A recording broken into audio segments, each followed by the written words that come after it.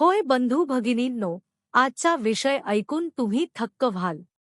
2025 हे वर्ष नाझी पक्ष आणि आरएसएस 100 वर्षांच्या वाटचालीचं आहे. चला समजून घेऊया त्यांची साम्य आणि फरक. पण जरा डोकं खाजवायला लागेल असं काही नाही. नाझींनी म्हटलं, आम्ही आर्यन्सच्या रक्ताचे शहाणे, तर आरएसएस म्हणतं, हिंदुत्व हाच भारताचा गोंधळ. म्हणजे गोंधळ नव्हे, गौरव. दोघेही राष्ट्राच्या शुद्धताच्या पायावर घर बांधतात. पण एक जातीय, तर एक सांस्कृतिक. नाझींचे सैनिकीकृत गट, तर आरएसएसच्या शाखेतली सुट्टीची व्यायाम. दोघेही शिस्तीचा सडा घालतात. नाझींनी 6 बटालियन उभारली, तर आरएसएसचे स्वयंसेवक नमस्ते सदा वत्सले म्हणतात.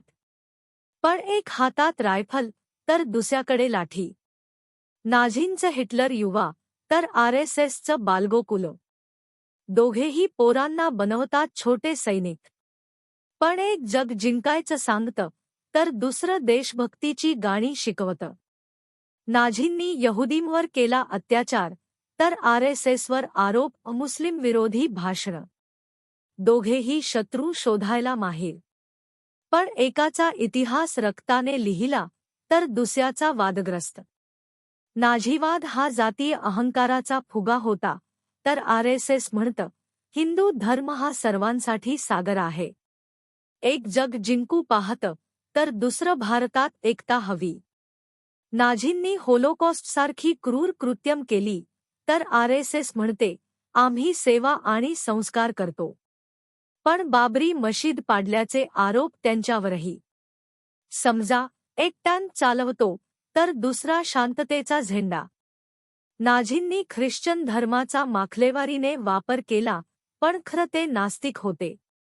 आरएसएस मात्र हिंदू धर्माला राष्ट्राची रीढ मानते. पण त्यांना धर्मनिरपेक्षतेचा विरोधी म्हणायचं का? प्रश्नचिन्ह. नाझींना जगभर राज्य करायचं होतं, तर आरएसएसला भारतात हिंदू एकता हवी. एक जर्मनीतून जगभर पसरला, तर दुसरा नागपूरहून दिल्लीकडे.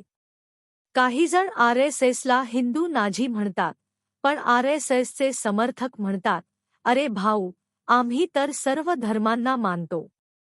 मोदीयुगात आरएसएसचा प्रभाव वाढला आहे, पण नाझींसारखी जनरल व्हायचं नाहीये त्यांना. तर होय, हे होतं 100 वर्षांचं साम्यफरकांचं. नाझीवाद हा इतिहासाचा काळा पाना, तर आरएसएस हा भारताच्या राजकारणाचा ट्रेंडिंग टॉपिक.